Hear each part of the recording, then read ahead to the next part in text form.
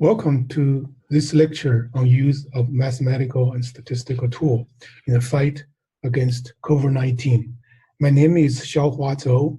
I'm a professor in Beijing International Center for Mathematical Research and Department of Biostatistics at the Beijing University. Before I begin my lecture, I would like to thank Beijing University for giving me this opportunity to deliver this lecture, and also like to thank all frontline healthcare workers who has kept us safe from coronavirus. So here is outline my lecture. First, I like to introduce some history about deadly infectious diseases in history and some mathematical and statistical tool in fighting against infectious diseases. Then I will going to introduce some current research results on COVID-19 use mathematical and statistical tool.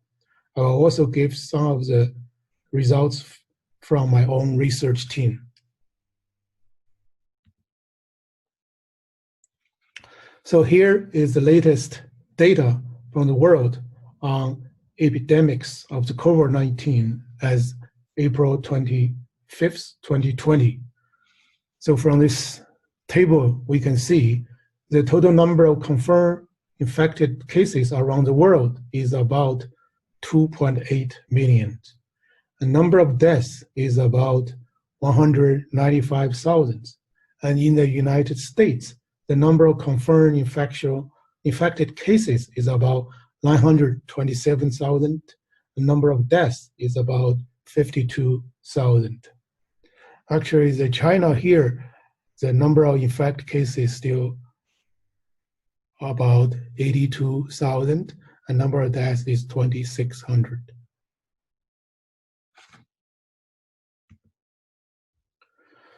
So here is actually, let's look at the trend of number of cases over time. So this graph shows the number of confirmed cases and number of deaths globally. So we can see from this graph that the number of confirmed cases has been increased exponentially since March 11. On the other hand, the number of confirmed cases of deaths in China over time actually has been flat or stable since February 26.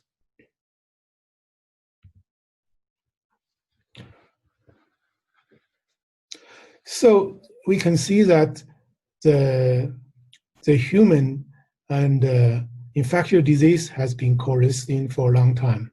In fact, the struggle between mankind and infectious diseases has going on since ancient time. Some might be familiar with some of those deadly infectious diseases such as Black Death, AIDS epidemic, influenza A, SARS, and so on.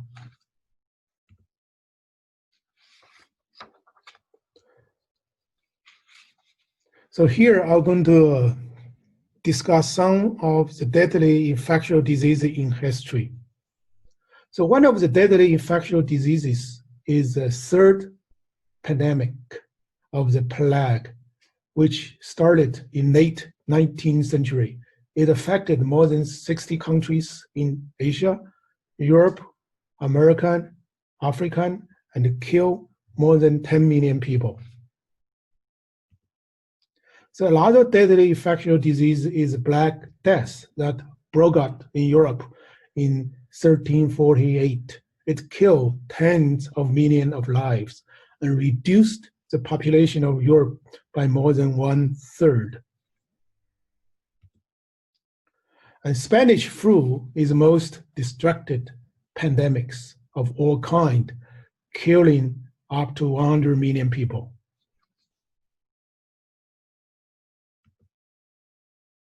The smallpox is one of the oldest and most deadly infectious diseases during the 20th centuries. It is believed it is responsible for more than 300 million deaths.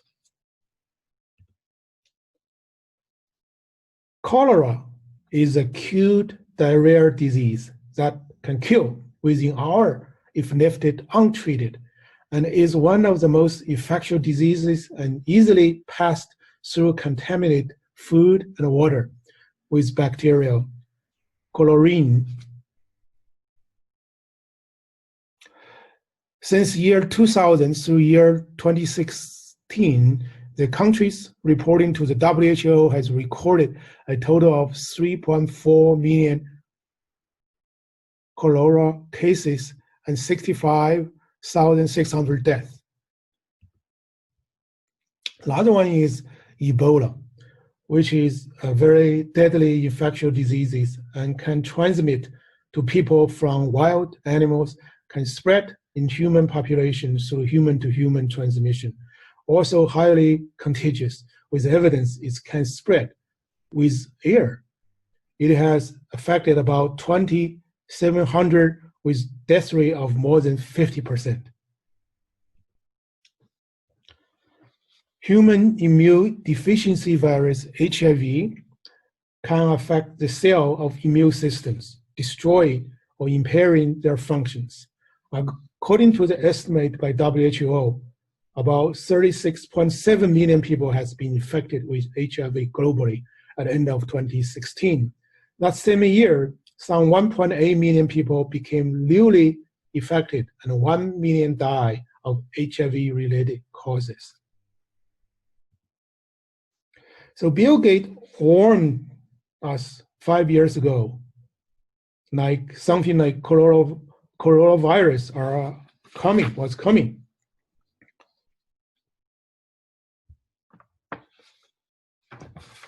So in a TED talk in 2015, Bill Gates said, if anything kill over 10 million people in the next few decades, it's most likely to be highly infectious virus rather than the war, not microbes.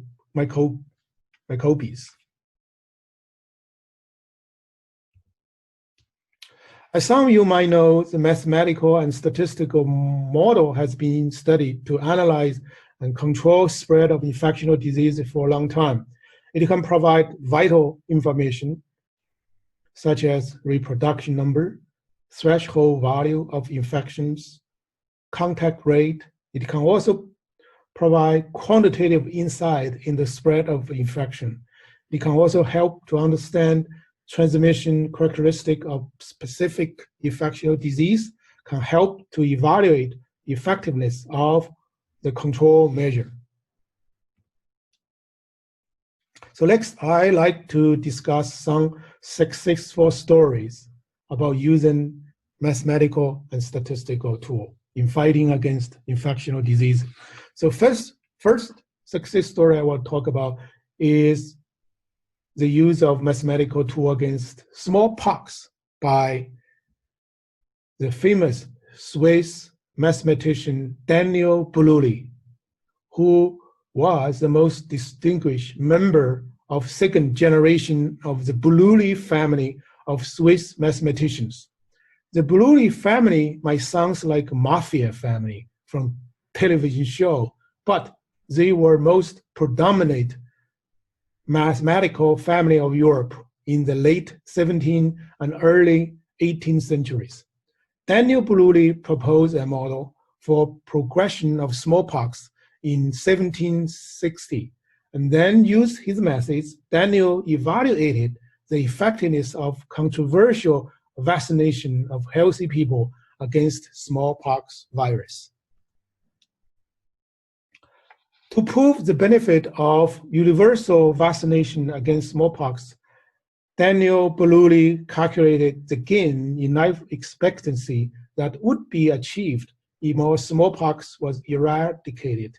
By comparing hypothetical population in which smallpox was eradicated to real-world data, he determined that in the population without smallpox, life expectancy would be increased about 3 years. My second successful story is about use of mathematical tool against cholera by John Slow, a British doctor and also a pioneer of public health medicine. He mapped cholera in London, England, and discovered that the virus comes from contaminated water pumps in 1854, as shown in these pictures.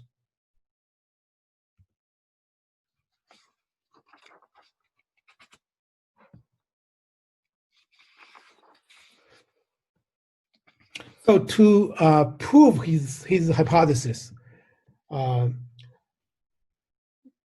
that the virus comes from contaminated water pumps that has causes cholera, John Slow used the idea of instrumental variables to draw his causal conclusion. So he first identified an instrument which was defined as strongly correlated with water purity, yet uncorrelated with other determinants of cholera incident. So instrument he identified was identity of the company supplying household in London with drinking water. And John Slow noticed London residents received drinking water directly from Thames River. So here is a picture of London water supply. So London residents at that time received water from one of the two water companies, Lambeth Water Company and Southwick and Vauxhall Company, let's call them S&V. So from this picture show, Slow noticed that Lambeth Water Company drew his water up river from where sewage was discharged into the river Thames and concluded his water was relatively clean. However, S&V Company drew his water below sewage discharge, and his water was contaminated. So here is a table about the John Slow's natural experiments data. So he collected number of deaths in London, England. And then he found out that the death rate from cholera in S&V houses was almost 10 times than the rate in the houses supplied by Lambeth water companies.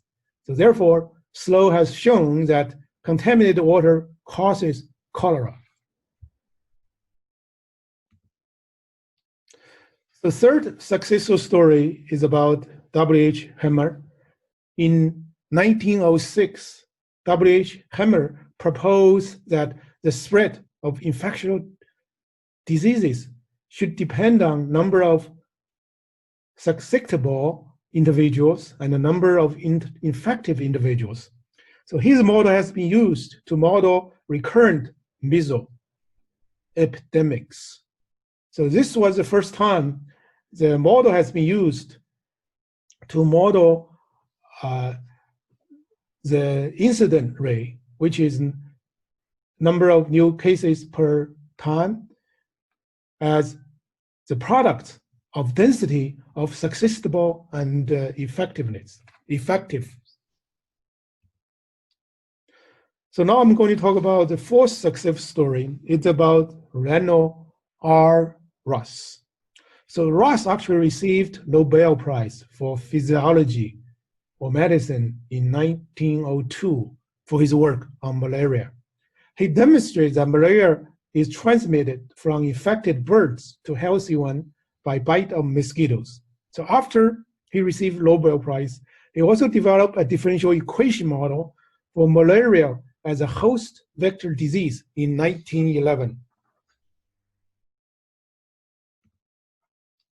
The fifth successful story is about McKendrick and Kermack. In 1927, they developed a so-called susceptible infection recovery, abbreviated as SIR model, for number of people affected with a contagious illness in a closed population over time. So this picture shows how SIR model works. It was proposed to explain the rapid rise and fall in number of affected patients observed in epidemics such as plague.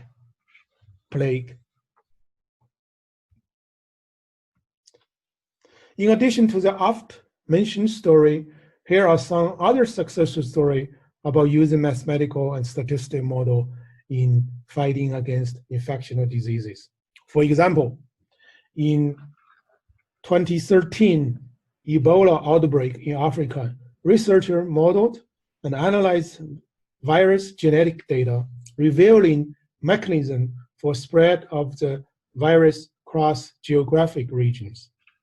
In 2016 outbreak of Zika virus in America, researchers accurately located origin of Zika virus based on geographic information and viral genetic informations, and reveal the law of the virus's geographic distributions. In chronicle spread of AIDS epidemics, researchers used the space network structure of the virus spread model to clarify HIV-1 virus in global space-time transmission relationship.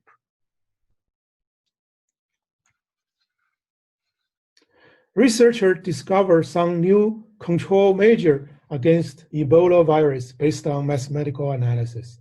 They have found that funerals in West Africa are the super transmission event of Ebola. And by focusing on isolating worst Ebola cases, it would be significantly reduce transmission. A lot of studies use real-time airline big data to predict that screening specific traveler would most effectively prevent spread of Ebola virus overseas.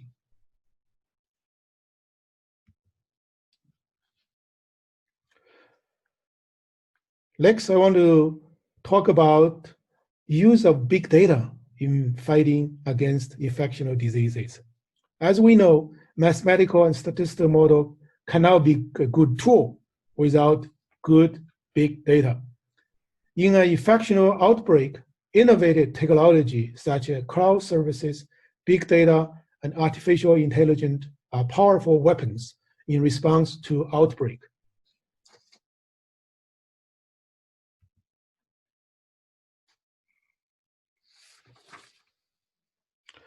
So big data is widely used in field of epidemic tracking, path transmission, model prediction, and resource allocations.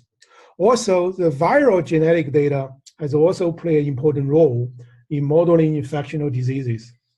By analyzing differences in viral genes in different infected individuals, researchers can construct the virus development trees and infer the key information, such as when the infection occurred.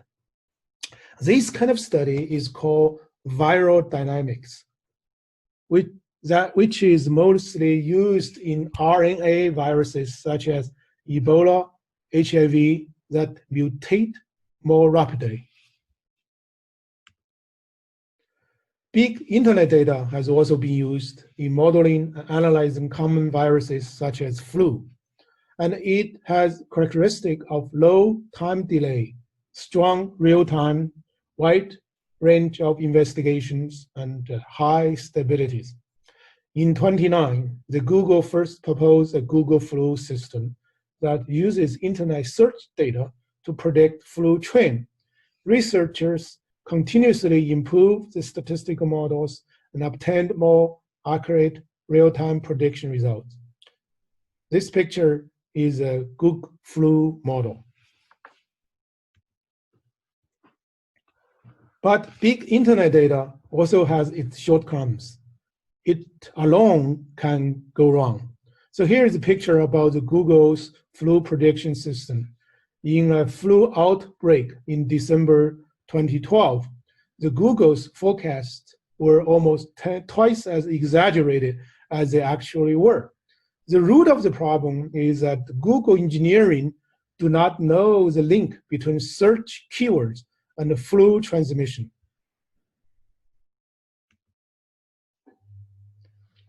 To avoid shortcoming of big internet data, we also need to use causal inference methods to build more accurate analytic models.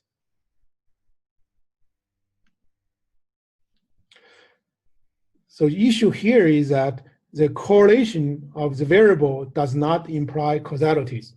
So one example is about a published paper in Lancet, which is top medical journal, by Andrew Wakefield in 1998. Wakefield concluded that vaccine was associated with the onset of both gastrointestinal diseases and developmental problems.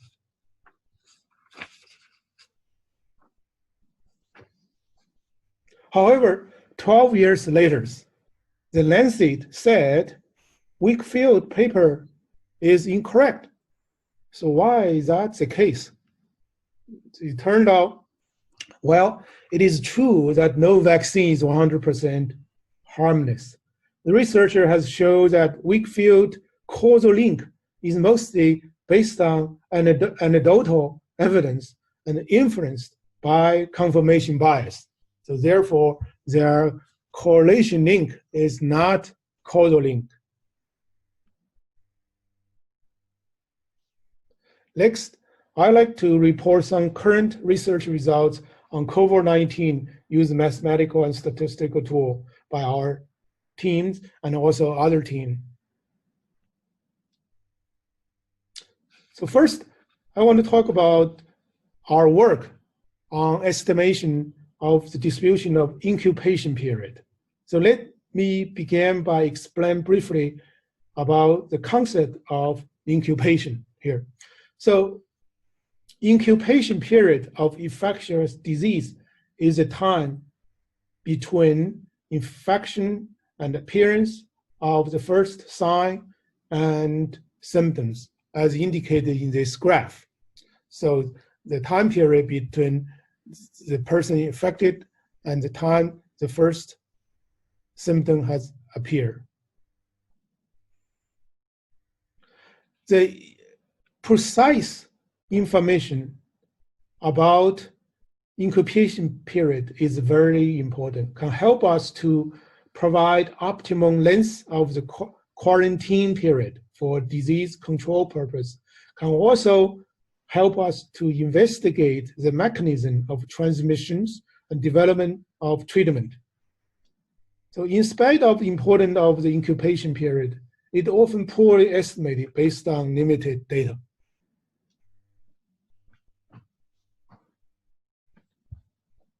So to best our knowledge, there are only a handful of number of studies involving incubation period COVID-19. So this is a table show us some published articles about incubation period for SARS, MERS, and also COVID-19. So you can see that last column shows the results on COVID-19. So there are only about 3 articles which look at this problem. So here are some limitations of the previous methods and also our new approach idea. So previous approaches has a limitation. Reason is the distribution of incubation period in most of literature is either described through a parametric model or its empirical distribution based on observed incubation period from contact tracking data. The contact tracking data is challenging and expensive to obtain. Its accuracy can be highly influenced by recall bias. So here I'm going to introduce a new estimation method, use disease onset forward time based on level, cross-sectional, and forward follow-up time. And use our approach, and we use following data to do the estimations. So our data mostly come from publicly available from provincial and municipal health commission in China and Ministry of Health in other countries. A total of 1,211 confirmed cases outside the Wuhan province and left Wuhan between January 19 and January 23 were followed forwardly, and the largest data set for estimating incubation period for COVID-19 so far. So cohort was chosen so that the assumption that infected cases at Wuhan develop the symptom outside the Wuhan is satisfied, and also the follow-up time is long enough. So based on our new model, here is estimated results. We estimated the median of incubation period is 8.13 days, and the 90th percentile is 14.65 days, and 99th percentile is 21.59 days. So compare with the results in another study, the incubation period estimated in this study is longer. Actually, this estimate are more consistent with the recent data has been reported about someone who became infected again after has been quarantined for more than 14 days. So now we're going to talk about how we can use the data to estimate the total number of cases in Wuhan in early days. So why is it difficulty to estimate the number of affected cases in Wuhan in early day? For following reasons. Because the virus lengthy incubation period, as we showed before, variable symptom presentation, sometimes without fever or other symptoms, and also overburden of medical resources and personnel at the early day in Wuhan. So the reported cases about number of infected cases in Wuhan in early day was underreported. So here is our estimation idea. So even though reported cases in Wuhan in early day are underreported, are not reliable, but many cases reported outside of Wuhan, including international cases, are pretty accurate because the number of cases are small. So therefore, the detection is nearly 100% in international traveler in early outbreak and other cities in China. So we may use imported case incidents from Wuhan combined with daily probability of travel from Wuhan to other city to other country. We may able to estimate the number of total cases in Wuhan. So here is results based on this new methods. So we estimated the number of cases that should be reported in Wuhan by January 2020 is about 4,094. And 58,153 by February 13, 2020. If you look at the reported cases by February 13, so reported cases is about 35,991. So definitely is far below our estimate of 58,153. A lot of additional benefit of our model is that we can also estimate the date of the first infections. We estimate the day of first infection is about November 13, 2019.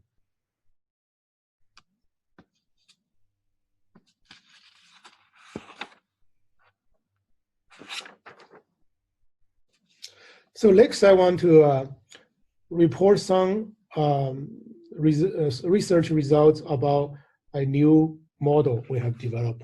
It's called the stochastic dynamic model. So stochastic dynamic model can be used to estimate the key epidemiology parameters and to predict epidemic development over time.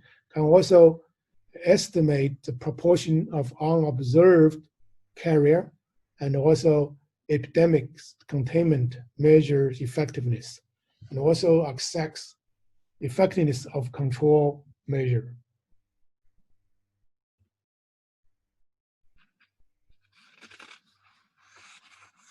So here is the feature of our new stochastic dynamic models. So in this model, we take into account infectiousness of incubation period. So we allow the people who are in incubation period affect other people. And also we allow some people who has been infected but do not have symptoms.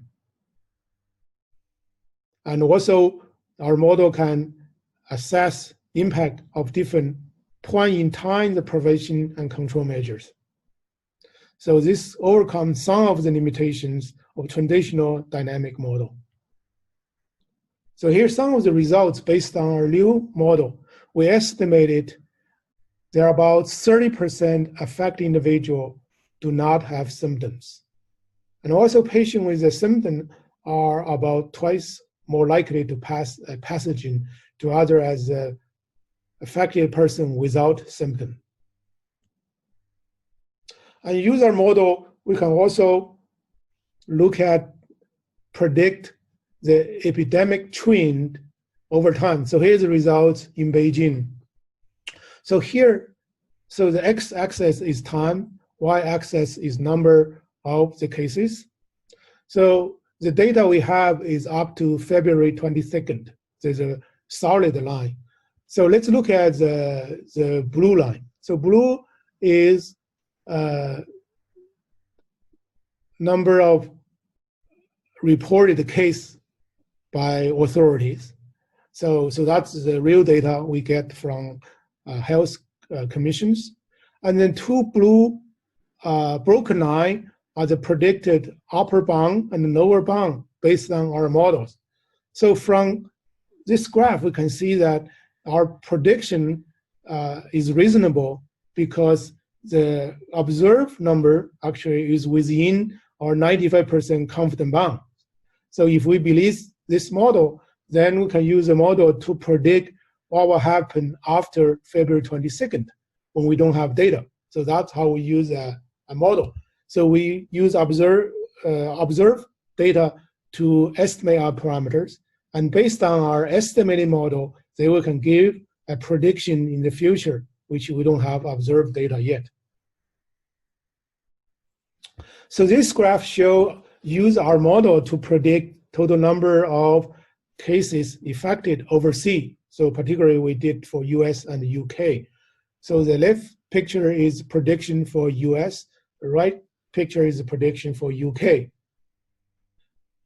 So we have so if we look at the left side for the US, so we have a 3 line here. The solid blue line is reported cases, and then the red line is predicted cases, and the upper line, the black broken line, is predicted cases of all infected people, including the people who do not have symptoms. So from this line, we can see that our model actually pretty good. So prediction, so we have a data up to March 15. So you can see observed number of cases very close to predicted cases. And then if we believe our model, which is reasonable based on observed data, then we show the number of cases in US actually grow exponentially. So which is actually consistent with what's happening right now. So here are further 2 results for Spain and Italian. So left side is predicted number for Spain, and the right picture is the predicted number for Italy.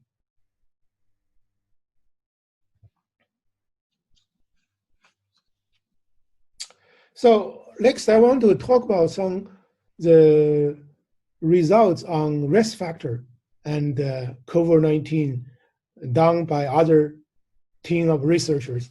So this one is particularly interesting. So this one of a research group studied relationship between blood type and COVID-19 susceptibility to say what is does the blood type are related to whether you're going to get COVID-19. So this table shows the results. So we know each person belongs to one of these 4 blood type, A, B, AB, or O. So the first column show either your control group, that means you don't have infection, or you are infected group. So from this data, the researcher draw following results. So this is done by Zhou and others at Southern University of Science and Technology. So they show that the blood type A was associated with higher risk for getting COVID-19 compared with non-A blood type. And then they also show blood type O was associated with lower risk for infection compared with non-type O blood group. So I want to caution a little bit here. So the results is promising, but they still show us correlation between blood type and infection of COVID-19. So I think the more work needs to be done to actually show the causal link between those two factors. So a lot of interesting research actually is about relationship between the virus, the COVID-19, and ultraviolet light, UV. So the researcher led by Kowalski, who studied the relationship between the UV and COVID-19. So the results show that the ultraviolet light, UV, can actually kill the virus of the COVID-19. Because of this result, actually the National Health Commission in China has issued a guideline say that the guideline says the virus is sensitive to the UV light and heat. So the UV light radiation can infect the eliminated virus. So this according to China Daily Report.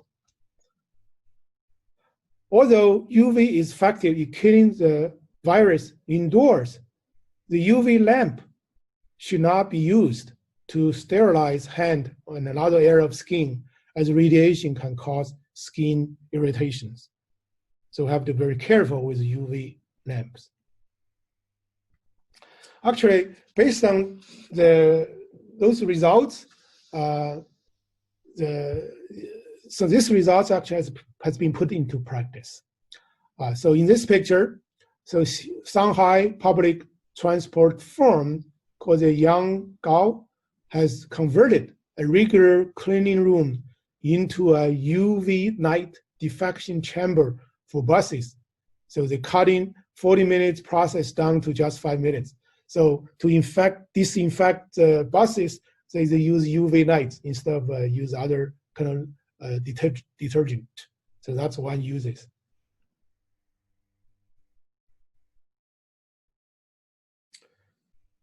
So here is some of our publications based on our research. So for the people who are interested, can take a look at those publications. So thank you all for listening to my presentation.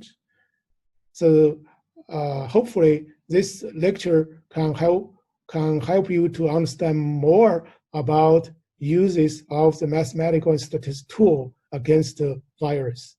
Thank you very much.